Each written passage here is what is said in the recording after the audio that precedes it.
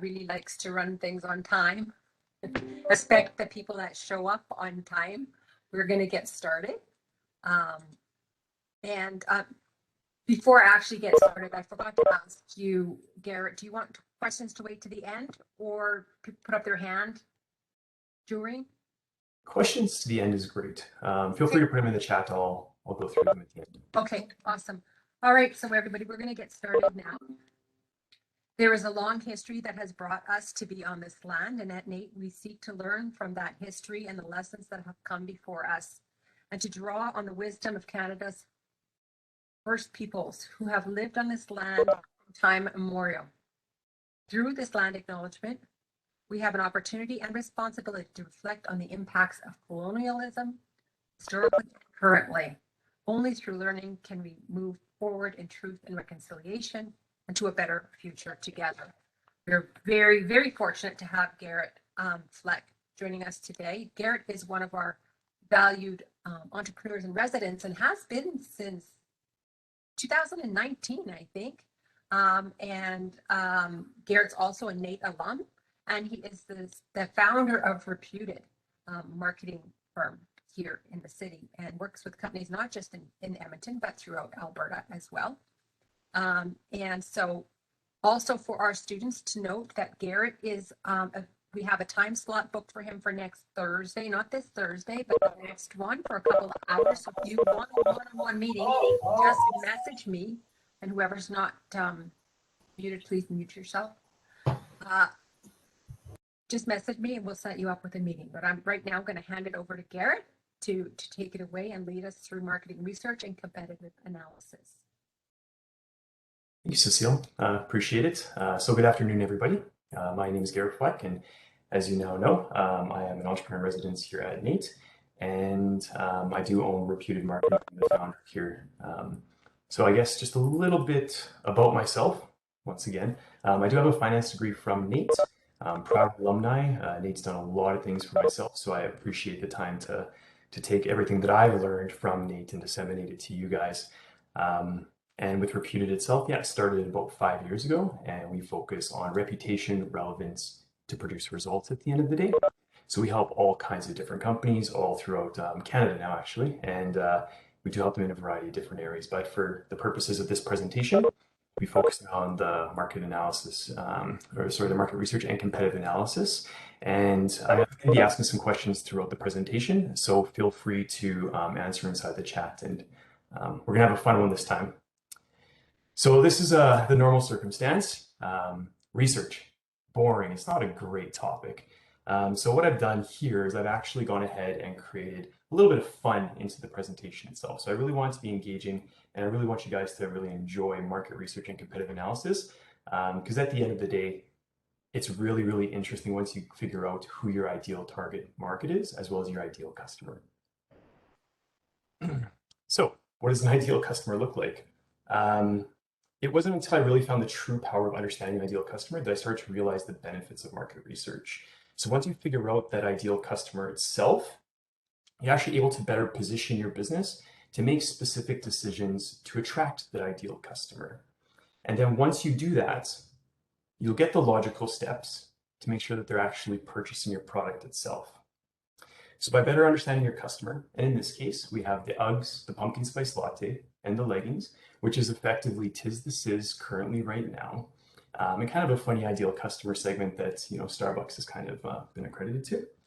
But yeah, so this is sort of the thing that we're trying to look at here is who your ideal customer is, who the ideal market is, and kind of pushing together your solution to that market. If you don't do that correctly, you'll become a square peg in a round hole, and all of your competition will be the actual peg itself. So from what we see here is, you don't want to be that square peg inside a round hole, or else your competition will take advantage of that. So we want to make sure that the ideal choice for your target market is disseminated correctly to the market dialogue. So I'm just going to mute someone here, Cecile. Sorry about that. Perfect. Excellent. So from there, you really want to show people what they're looking to want. So by showing effectively your target audience you're able to position yourself in a better situation so that no matter what they want, you're able to produce it for them. So this is just a funny way of saying, is everything okay? Yes, no, doesn't matter, come have a drink.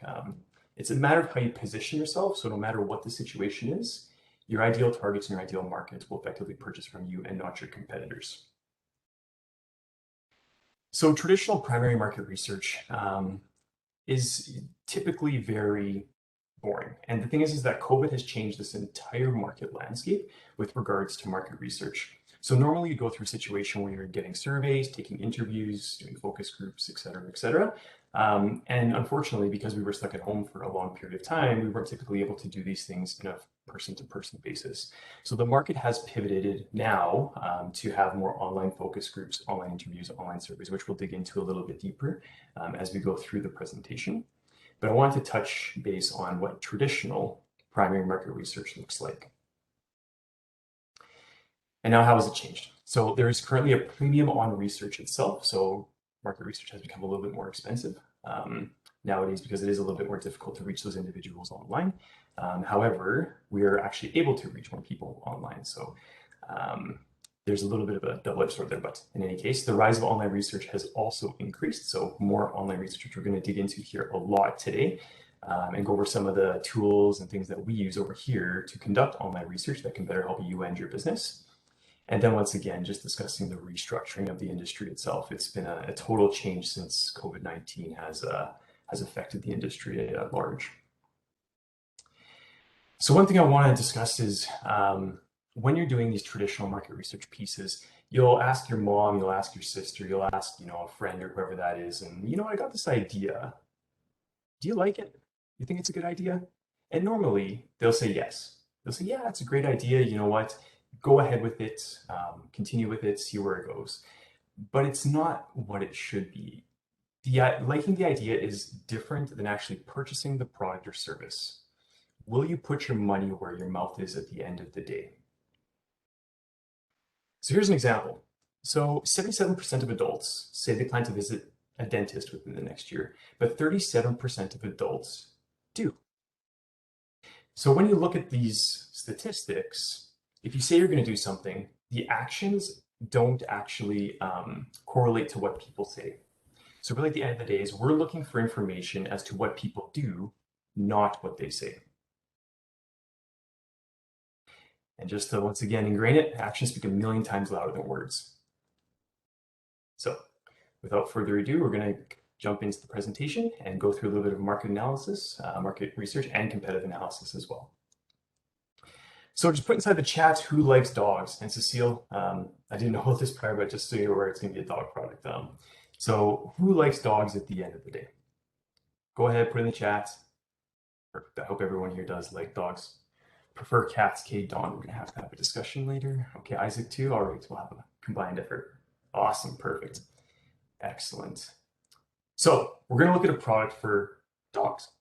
I came up with this idea.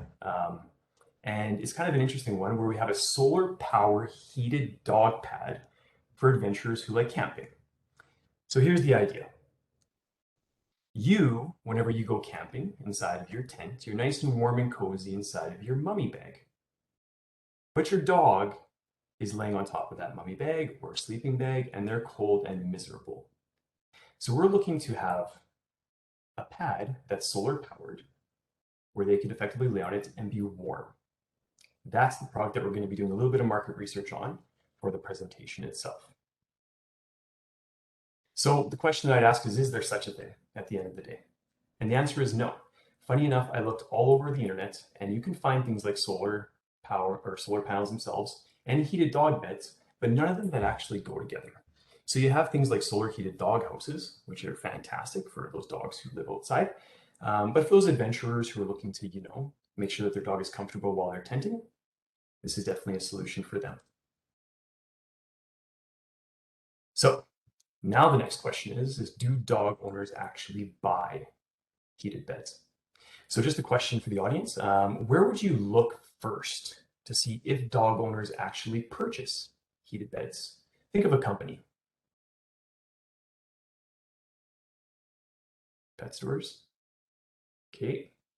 Tora, Google Trends. Hey, look at this. You guys are way ahead of the game already.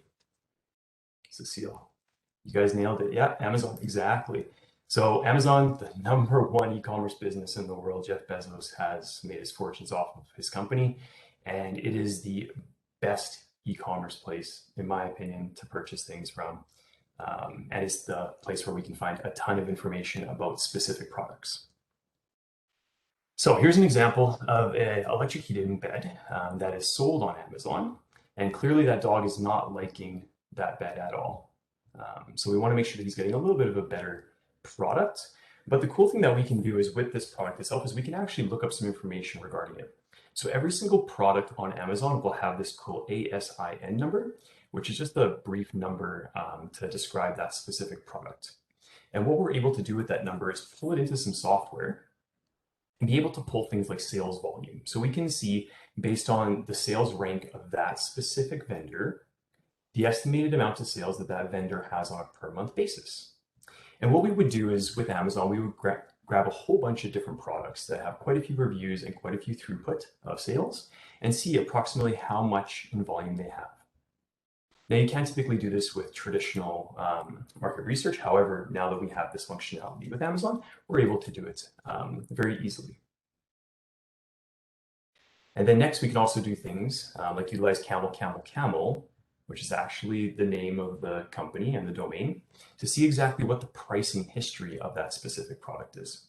So we can go back inside of a date range and see if there was fluctuations in price or the lowest price and the highest price that it's selling for given a certain time frame.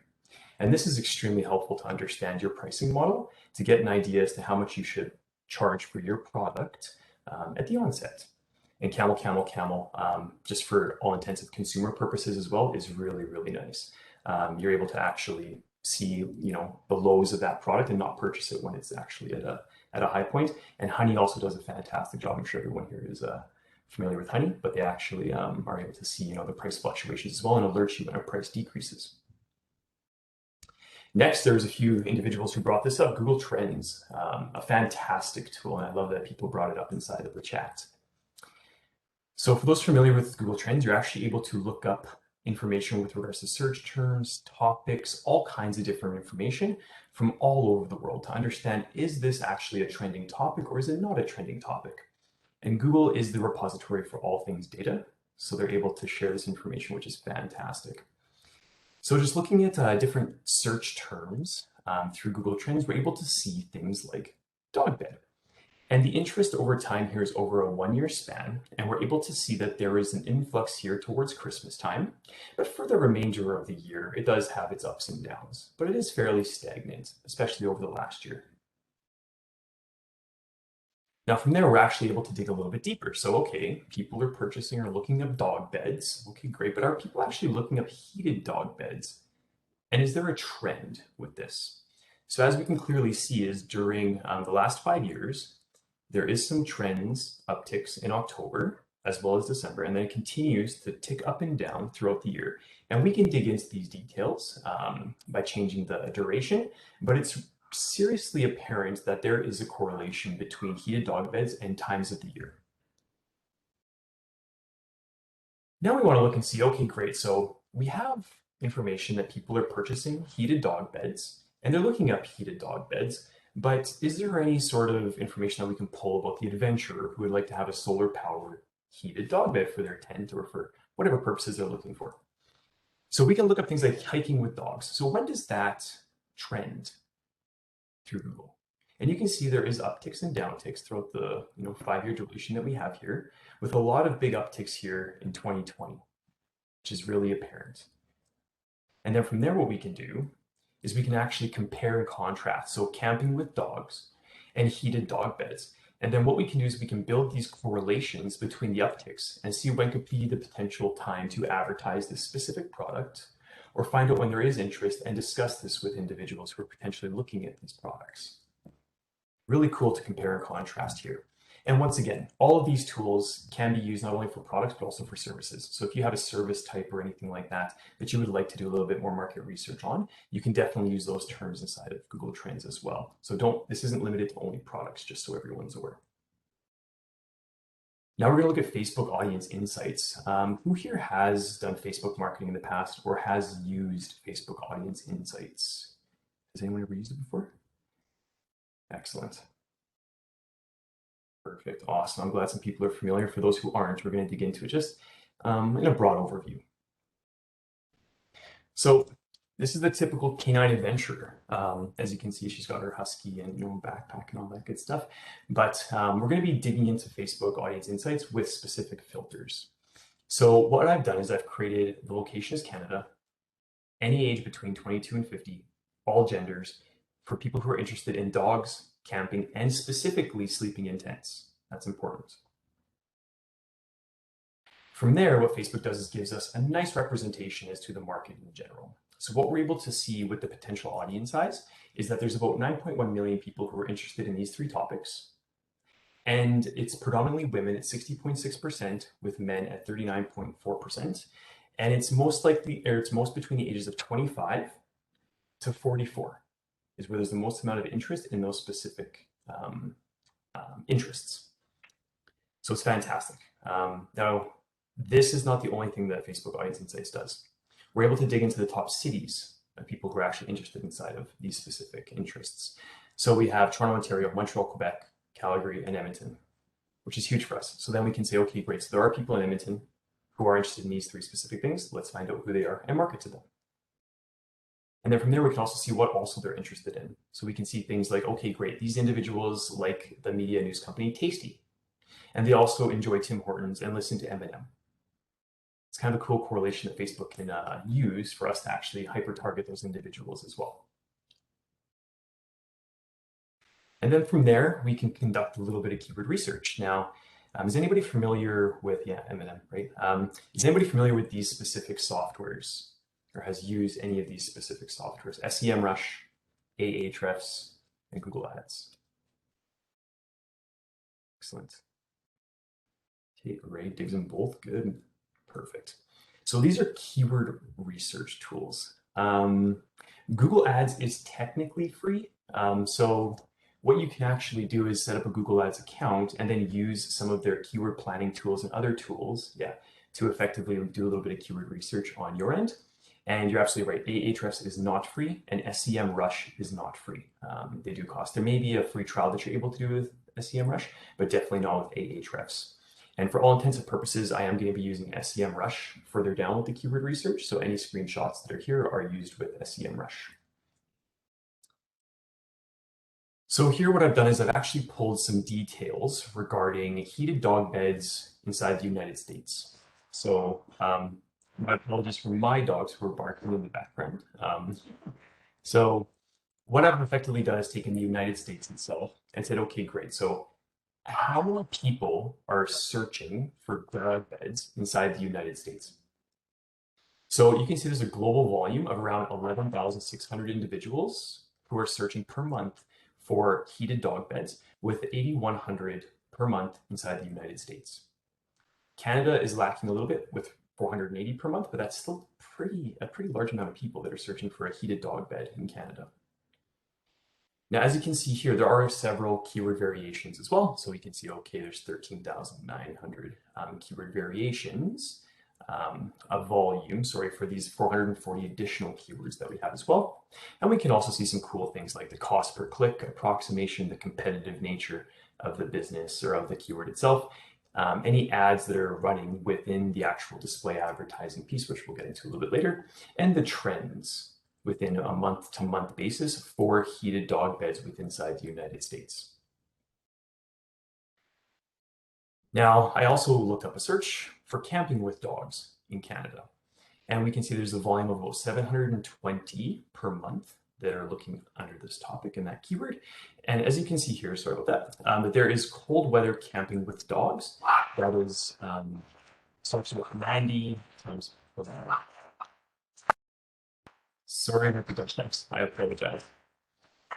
So from there, you can see that people are searching for this actively. So from there, what we can do is extrapolate, sorry about that, is we can now look into the ad history and see how many companies are effectively searching for heated dog beds and actively advertising on them as well. So we can see here that in September, there's a couple companies, And then obviously in January, February, March, when people are searching for those heated dog beds, there's a lot more people advertising because people are going to be searching for them effectively. Can you guys hear my dogs in the background, by the way? Just take a breather here because yeah, I think there's someone at the door or something, so I apologize for that. We have two They're little kind guys. Sorry? they're kind of yeah, they're kind of barking, but it's kind of cut out. It kind of sounds distorted as well. Oh, perfect. Excellent. Do I sound distorted? No, you're fine. Excellent. All right, thank you. Okay, now they're done. Perfect. Alrighty, so from here, we can clearly see that there is a market. People are searching for this product. People are purchasing this product on Amazon, but there is no, solar-powered heated dog bed. So clearly, we want to make sure that we need to find the potential customer who would be wanting to purchase this product itself, but clearly we can see that there is a market. So now let's get into the competitive analysis. Now this is the very, very interesting part of this presentation where we're going to dig into a few different things that we can pull from specific companies about heated dog beds or dog beds in general. So the company that we're going to be looking at is K&H Pet Products. Now they're actually a company out of Colorado, I believe, inside the United States, and they actually appear predominantly through all of the search engine pages as well as their marketing materials to promote their heated dog beds. And they actually create their own as well. They manufacture them too. So through K&H, we can see that they have various types of different heated dog beds. So we can see everything from a soft heated dog bed to an igloo style heated dog bed, all kinds of stuff, but nothing that is effectively solar powered. And for myself, if we have this product that adventurers would like to have when they're traveling, then this is obviously a gap inside the market, but we can dig into some more details about the specific site itself, how many are potentially sold, the pricing, and all that good stuff. So the first thing that we're going to look at is, okay, great. So they have a website, but what are they using for their website? Hopefully you guys can see this, but there's a cool software that's called Built With. Is anybody familiar with Built With? Excellent. Okay, I'm glad that I'm pulling up some new tools here. Excellent, awesome, great. So we can clearly see here that this website is built with these specific tools.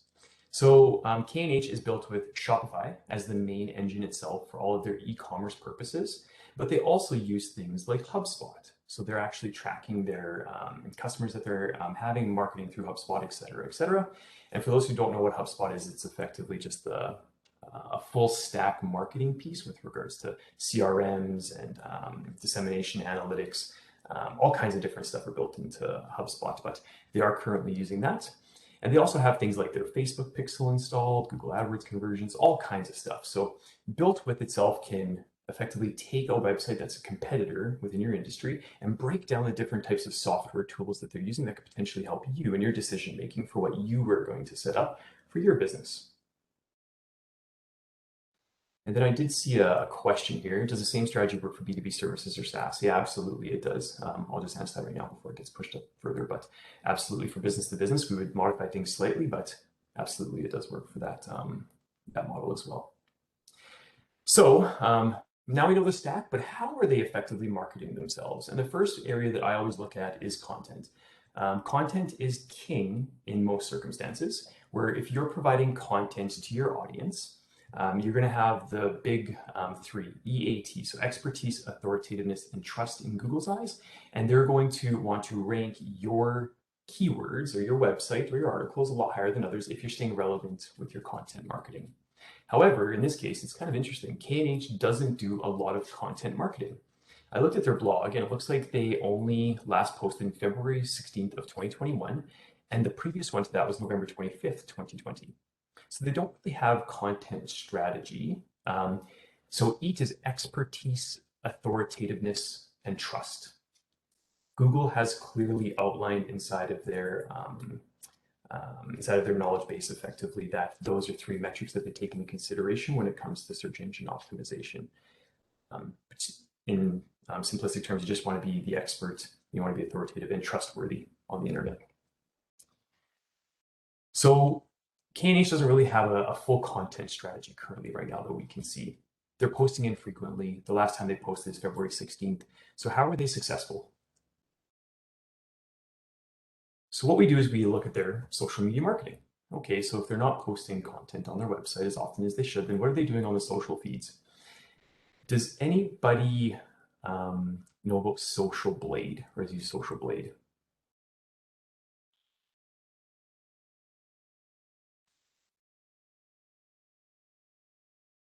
Excellent. Okay, great. New tools. Perfect. And to answer your question there, Katie, can you repeat those keywords again? So it's expertise, authoritativeness, and trust. Oh, and you guys, oh, you want me to speak up? Okay, no worries. So Social Blade is a tool where it effectively looks at different social media channels and can give you analytics based on that specific channel. So it uses YouTube, Instagram, Facebook. You can put in all the account information for a specific brand, and it will tell you analytics of that specific brand. So for instance, K&H Products on Instagram has 5,655 followers. Their engagement rate is 1.03%. Their average likes is 56.7. And I can't really see the back here, but I believe average comments. So approximately 2 comments per post. So their engagement rate isn't very high on social media itself, specifically Instagram in this case. However, we can see that on Pinterest, it looks like they have about 40,000 monthly views and only 47 followers. So they're getting a lot of traction on Pinterest, which is very, very interesting. So Social Blade does a really good job of bringing all of these different social channels together and showing you how effective your competitors are on social media. So if you haven't checked it out, take a look. Now from there, after we've looked at engagement rates and taken a look at the different details on the social media channels, I like to dig in deeper and see what we can find on social media channels. So what we can do is we can look at things like page transparency. So once again, apologize for the difference. You're actually able to find information based on what that company is effectively advertising. So every single page will have this nice little transparency block on the bottom left-hand side as you scroll down, and you'll be able to see all kinds of information. But the most important piece is to see if that page is currently running advertising. So once you click on this, you can go to your ad library and you can see those ads. Now for K&H, they're not running any ads. But for our use, I'm going to show you another company who does have dog beds that is running ads and what you're going to see. So here what I've done is I've clicked on Pet Bed Boutique, the seal, which is right above the related page. And you can see this cute little fluffy guy here as well. Kind of breaks up the presentation. And you're able to see then, once again, going to their ad library, and it does state that they are currently running ads at this point in time. And you're able to see the ads that they're running. Not only are you able to see the ads that they're running, you're also able to see where is it being disseminated. Is it in Canada? Is it inside the United States? Where are they targeting those ads? How many iterations of those ads are they also using? So for instance, this one right here has 18 ads that are using different creatives and different text for split testing. And then what you're able to see from that is, okay, great, well, what are they testing? How does that work? So once you're able to dig into the ad details, you'll be able to see that information. So if you haven't looked into the actual Facebook pages and able to check out their advertising, I definitely recommend you do so. And it's very interesting, especially when you look at big brands, to see what they're trying to disseminate through the social media channels at large, and more specifically, political channels as well, which is kind of cool to see what they're looking to disseminate. Next, I like to use SEMrush and find out some more information about that specific domain. So what I like to look up is that domain and then where their position is on specific keywords. So we can see here that we're looking up khpet.com and heated dog beds, or heated dog as the actual query. So we have heated dog houses, heated dog beds, and like outdoor heated dog beds, and we can see where they're currently ranking positionally, the difference that it is week over week, and how much volume those specific keywords have as well. And we're able to take all this information and say, okay, great. Well, what's ranking underneath outdoor heated dog bed and how competitive is it in the nature of that? And once again, this is all through SEMrush. So I'm able to pull some of these, some of this information on a paid version. However, you can get pretty accurate information through Google Ads as well. Now from there, also through SEMrush, we're actually able to see if this company is utilizing search engine marketing. And then for search engine marketing, we can actually see the different types of ads that they're running, display ads and search ads as well, to see what they're, once again, disseminating to the market at large. So what I did is I did a brief query to see, their ad copy, to see what they're advertising. And currently right now, it's a bed that doesn't smell, which is very interesting. So they've got a landscape ad here, and then they have also a skyscraper ad here that they're pushing through the search engines. And then inside the center here, we have some different search ads that are happening that they've created. So whenever you search for heated dog bed or heated pet mat or whatever that looks like, you're likely to see some of these ads pop up inside of your feed. And this is really helpful as well. If you're looking to run a Google ad campaign, you want to see the different creatives that are working for these companies, as well as some of the information that is propounded there, and maybe utilize some of it as well. So now we have a brief summary of tactics. So K&H is effectively doing what? So they're not doing any blog content. They're not running any Facebook ads. But what they are doing is they're doing organic social posting through Facebook, Instagram, and Pinterest. They also have a Facebook shop set up, which they are marketing. They have Google Ads, display, and search. They're an Amazon seller, and they are working on their SEO because their rankings are fantastic. So from this, what we can say is, okay, great. So why aren't they posting blog content? Why aren't they running Facebook ads? It must be because it wasn't successful. So for myself, what I would do is I would say, okay, great. Let's start with these other channels. Let's compete with them and see how well our product does. Now, what's next for market research? And this is a fascinating topic. I absolutely love to see what's happening and how companies have pivoted to make market research and competitive analysis a lot easier for us and for yourselves. The first thing is smarter, shorter surveys. The last thing that consumers want to do is fill out a ton of questions in a long survey because the company itself is looking for a lot of different data points. And what we've found is that smarter, shorter surveys have a lot more engagement rates and a lot more feedback than longer surveys. So if you're looking to do any sort of survey or disseminate any survey for your business or for your idea, I would highly recommend shorter and more tactile questions.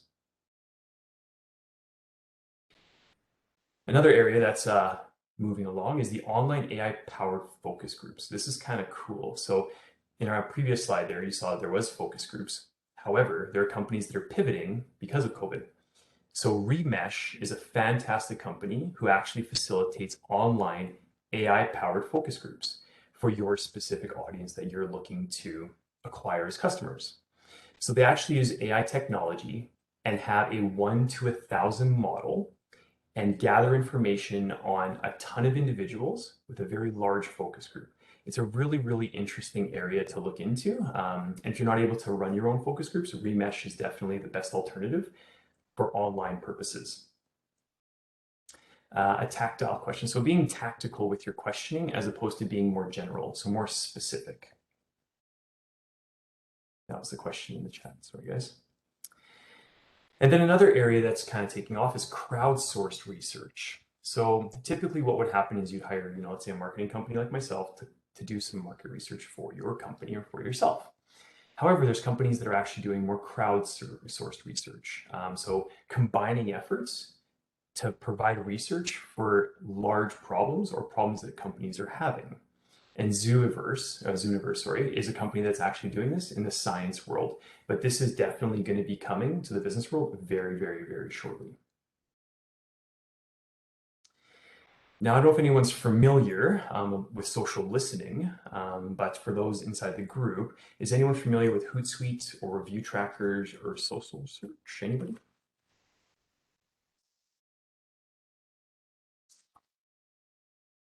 It's Hootsuite. Excellent. Great. So perfect, awesome. So for those who are familiar with Hootsuite, you'll know that you can track things like mentions and discuss things with consumers who are interacting with your product or service. And that's effectively what social listening is. And what you're able to do is create those conversations with people online. Whenever you had, let's say, a brick and mortar shop, you'd be able to listen in on conversations. So if I owned a bakery, let's say, and I overheard someone saying, "How do you like those croissants?" And the other person would say, "These croissants are awful." I would now understand as a business owner that, okay, great, maybe we shouldn't focus on croissants, maybe we should focus on donuts or something like that. However, social listening can also be done online. And Hootsuite review trackers, these specific softwares are fantastic at it, and you're able to have those conversations online. And for those who are looking for a free alternative, on the far right-hand side here, we do have Social Search. It's a fantastic tool. Take a look at it. It doesn't cost anything. And I think Hootsuite is also free for a certain amount of users as well. Take a look there. It's a very powerful tool. And then smarter competitive analysis. So there's a company called Crayon who effectively takes all of the guesswork out of competitive analysis in general. So all that you do is you send them over your domain name and a list of 10 competitors, let's say, and they do all of the competitive analysis for you. They take care of the entire portfolio, all the work, period. And they use specific algorithms, specific technology to do so as well. It's fantastic. I don't know if anyone here is familiar with Crayon, but it's fantastic. And I will be sending you over the information via email. I'll share the link with you guys at the end of this. And then another cool area that companies are pushing into is AI-assisted data collection.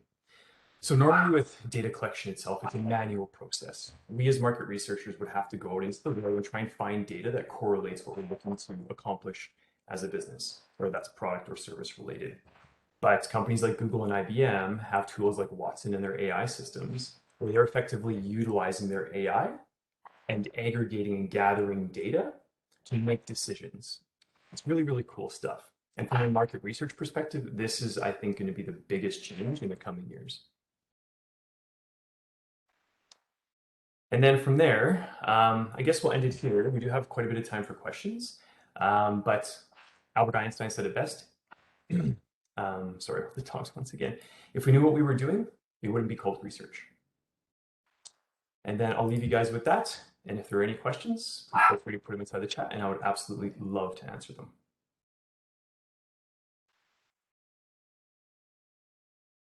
Once again, I apologize for the dogs. Sorry, they were a bit loud there.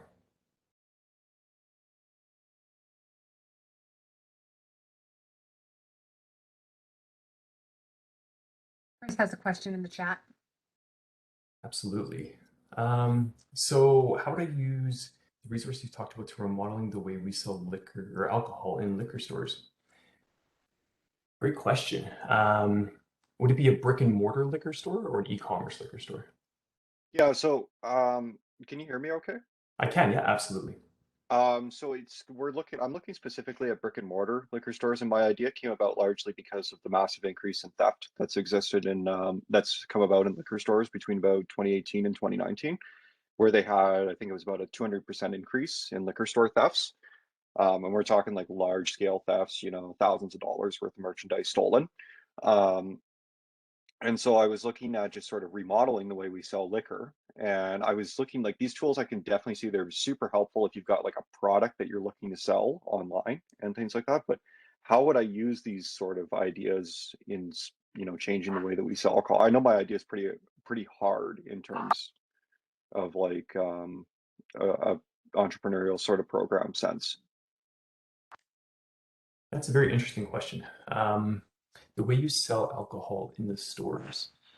There's a few different methods that you can use. Behaviorally speaking, let me just pull up another slide here, where you can effectively see the purchase behaviors of specific individuals inside of your store. Grocery stores have been doing this for a very, very, very long time. And what they effectively do is they take a look and see how customers move throughout their stores. And they use that camera technology effectively to see exactly how a customer moves within their store and tries to upsell products at the end of the day during that journey. So you'll notice whenever you go to a Walmart or a Safeway or any other retail shop, that you'll be able to see that there's small like little products at the very end of the store whenever you're going to the teller to just grab. So things like nibs, candies, that kind of stuff, where you can effectively upsell your products. And liquor stores, I believe, are no different. They'll have like smaller bottles of alcohol to try. They'll have different sort of products and stuff like that. So I think to answer your question, what I would do is I'd actually do a little bit of observation-based research and just kind of see how the consumers are looking and viewing products within the store, what their journey looks like within the store, and try to optimize that to make sure that you have a better journey as a customer. Does that answer your question? Yeah, it does. I mean, like I was saying, like my idea is it's a little bit. I'm starting to realize as I go through the milestones in the Blue Book program, it's a complex idea in terms of gathering research about it. Like, but no, that does answer my question. Thank you. You got it. There's 2 more in the chat, Garrett. I do see that. What defines a smarter, shorter survey? There is no clear definition of a smarter, shorter survey. However, in my eyes, what I feel is that, and based on, once again, the surveys that we've sent out, is a maximum of 10 questions that are very tactile to the specific industry that you're looking to penetrate. So most surveys will have, a lot of information that says unsatisfied to very satisfied, and build those in. But there's a lot of companies out there that are doing surveys a lot differently, that are, providing a lot more engagement, a lot more feedback. So maximum 10, and make it so that the questions themselves are easy to answer and not like a slider approach or anything like that. But if you'd like to, I can take you through a few surveys that we've done that have provided a ton of engagement that we can chat about at a future date if you'd like. Okay, questions are flowing. I'm going to see if I can just open this up a little bit further. Biggest challenge I personally have is, this is from Paul, what are the right questions to ask? What is the approach to determining the right questions to ask when doing research? That's a fantastic question. The questions that you want to ask are the ones that you want to have answered at the end of the day. But depending on your use case, there's a few questions that we've used with our clients that could potentially relate to your business. But it all depends on the business type that you have. So it's a very difficult question to answer, and with multiple surveys, you'll get a better feel. But the best way to figure out what are the best questions is through testing. Testing your audiences, testing your customers, once you have traction, and then you'll be able to know what are the right questions to ask. Once again, sorry about the talks. All you shown us today, tell us what people are doing online. How do we get behind the why behind those actions? That is a great question. What are people doing online? So effectively, more people are looking at social media channels more often. People are looking to do more in-depth research themselves and understanding products in a more tactile way. That's the best way to put it. So they're doing more research into reviews, they're doing more research into what to purchase, when to purchase, how to purchase, et cetera, et cetera. Let me get behind the why. So the why is solution-based. So what's the problem and how can we solve that problem? Why do they have that problem? And then disseminating a message to provide that solution. That's definitely, once again, a very tricky question to answer, but tell me a little bit more about your business itself. Maybe I can get to the why behind it.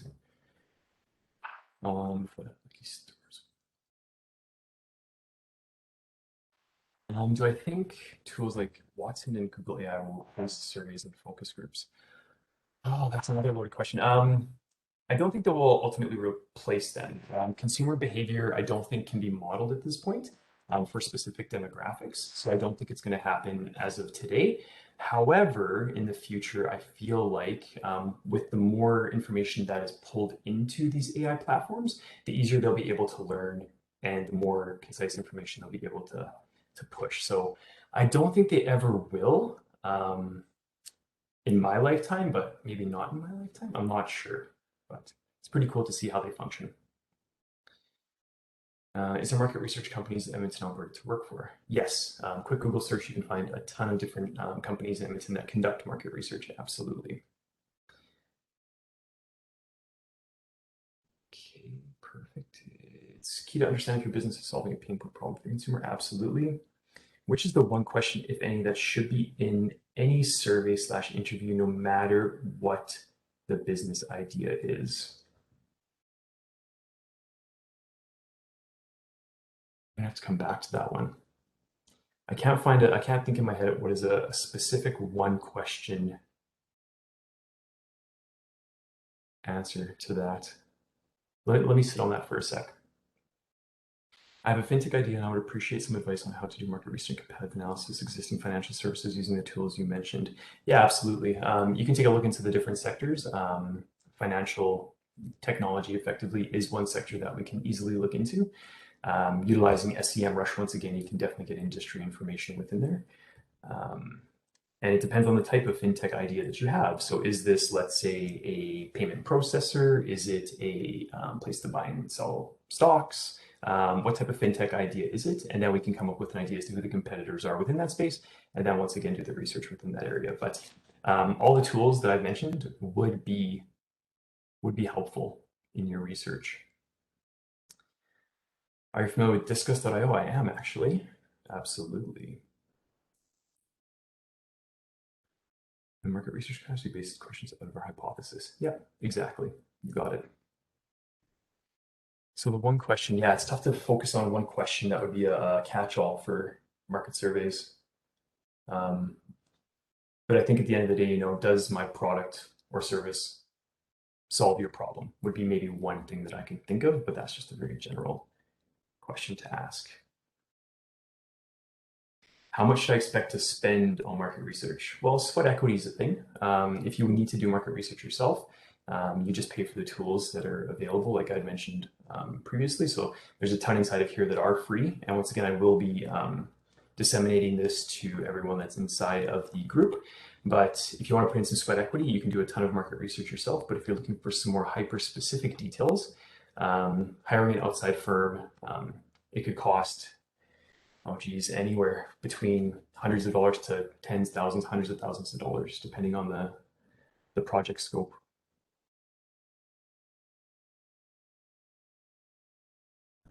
And Paul, yeah, once again, if you want to maybe chat with me after the session here, I'd love to maybe give you an idea, a rough estimate. How often should we be going back to do research? That is another fantastic question. You should be going back, I would say, at least once a year. Take a look and see what's changed in the business. If you need to pivot, if your initial hypotheses weren't correct, maybe you need to target different markets. I would say at least once a year, you should take a look into your market research that you've completed. And there's always competitors coming into the industry as well. So you want to make sure that you're staying on top of the competition too. What general market sectors or industries do you feel are the ones to keep a close eye on in the next 5 years? Another loaded question. If it was me, I'd look at machine learning, AI-based technologies. Anything that's VR related would be fantastic to take a look in as well. Anything with online learning would be fantastic too to take a look at and see how that market is effectively flourishing. Because in the next 5 years, I can't tell you how things are going to look. I don't know how current COVID-19 procedures or how that's going to affect the world at large. But it's been interesting to see a lot of companies pivot over these last few years. How do you get information about consumers who are not online baby boomers owning dogs and go camping?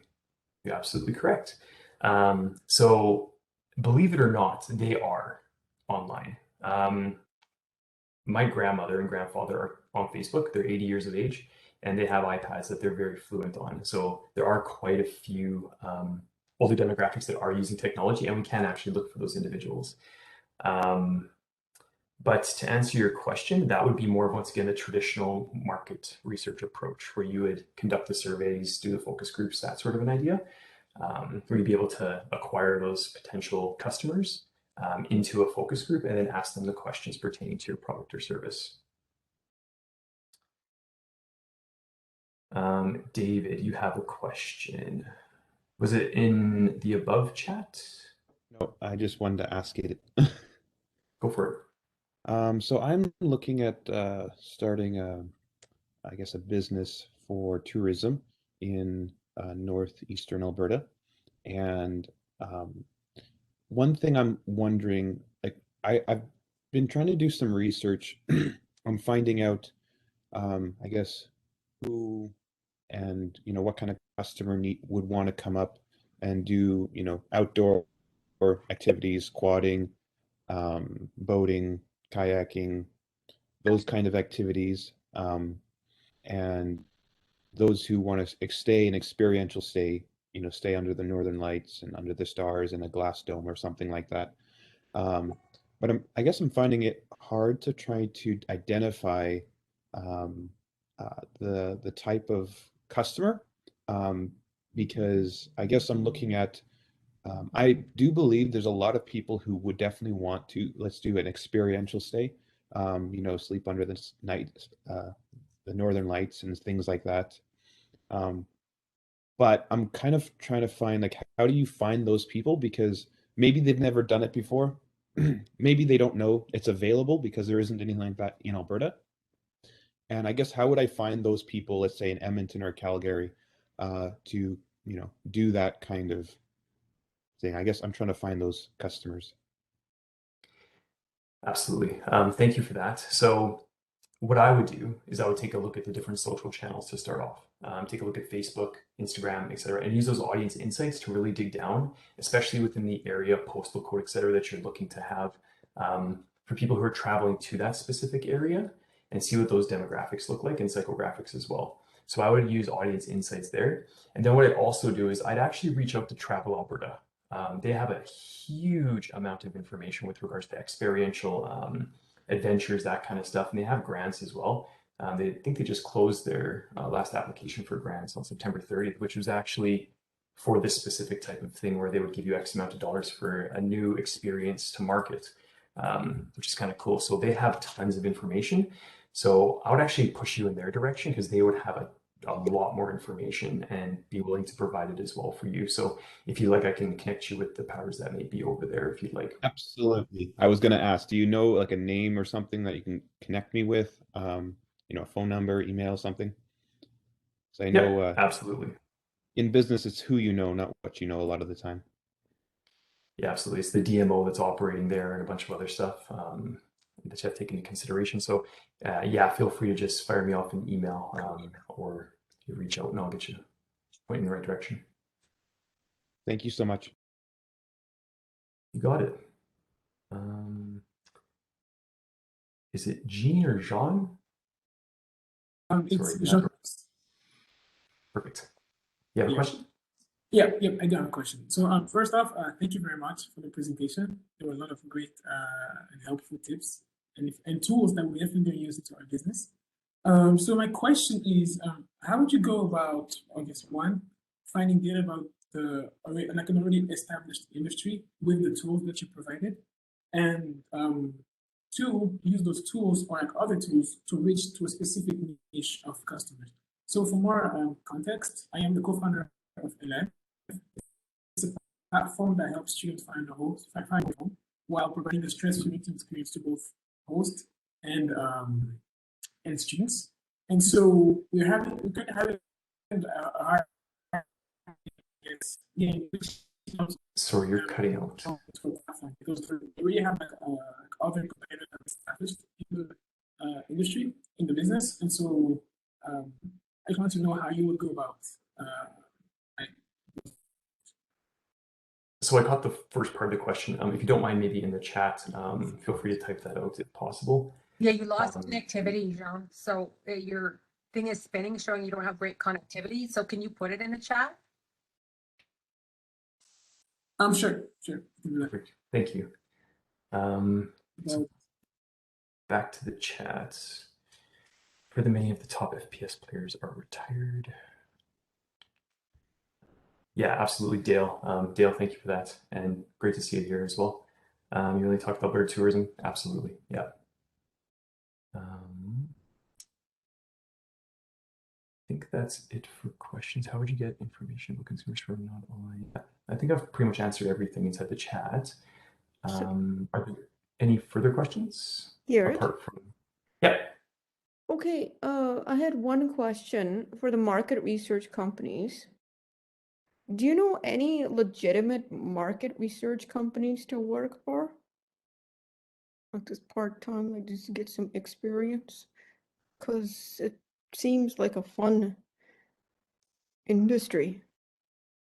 Yeah, absolutely. Now, Jeet, we could take that offline or just send me an email and then I can fire off a few companies as well. For ourselves, we do conduct quite a bit of market research, so if you'd like some experience, feel free to reach out to myself as well. But I can definitely point you in the right direction with some of our industry partners there too. And they're all legitimate.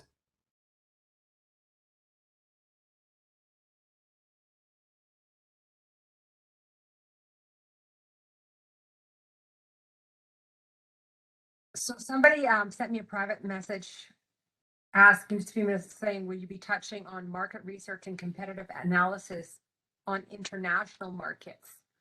Do you have any insights on that? Yeah, great story there. So I don't know if you guys are familiar with Flying Fetch. I'm sure Cecile, you know Flying Fetch very well, Dale, everyone involved. We actually conducted quite a bit of market research for them from an international perspective. So yeah, absolutely, we can definitely take a look at that as well. And yeah, absolutely, we do have tons of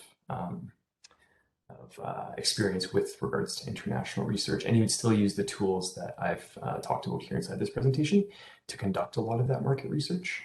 But there are some further tools that we could utilize as well for different languages and different markets as well. But depending on the markets, depending on the country, there's a few different tools that we could potentially use. So a little bit more information would be helpful, but absolutely.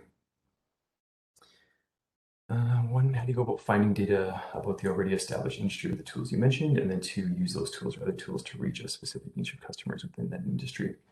Yeah, absolutely. So already established industries, you can use all the tools involved to see, keyword research, understanding who's advertising, the competitive nature within that industry. All of the tools are very helpful to find data within the established industry. And there's several methods to do so. So just to kind of keep it at 30,000 feet here, to use those tools. Yeah, and then you just have to effectively gather the data with the tools that I mentioned, and then with the data that is created, then you would effectively figure out which customers within that niche, and then reach them through the channels like we discussed throughout the presentation. Find the competitors, what's successful for them, and then either replicate or change, and then continue on. So, I mean, once again, it's difficult to answer that question, but depending on the industry that you're in and the niche customers that you're looking for, we have to have a further conversation to get a bit of a deeper dive.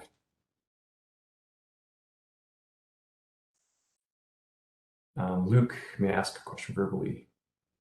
Did you go ahead and ask, or feel free to hop on? Yeah, sure. I'll make it quick because I know we're wrapping up here. So my question is with regards to kind of trickier environments, I guess, where doing primary market research can be sometimes challenging. So I'm a part of Startup Edmonton. So hello, everyone. Glad the session's going well. But I also have a couple startups on the side, one of which is a non-for-profit. It's AI-based, so it uses artificial intelligence, big data, that kind of thing. And its focus is connecting individuals to social services through the use of AI and their personal data that they provide, and providing then data to the service providers themselves to basically improve the services, make funding decisions, that kind of thing, and government for policy making. We've gotten a lot of good interest. Not-for-profit organizations, provincial, federal governments are all very interested in the work we're doing. And obviously, it's very important to talk to the community members, not just the not-for-profit organizations. It can be a bit challenging because these are vulnerable populations. And so taking care of that market research, I have found to be rather difficult, especially in the early stages. We have a couple student groups in the U of A doing marketing research work for us. But I think even as they're trying to go through it, they're running into some challenges.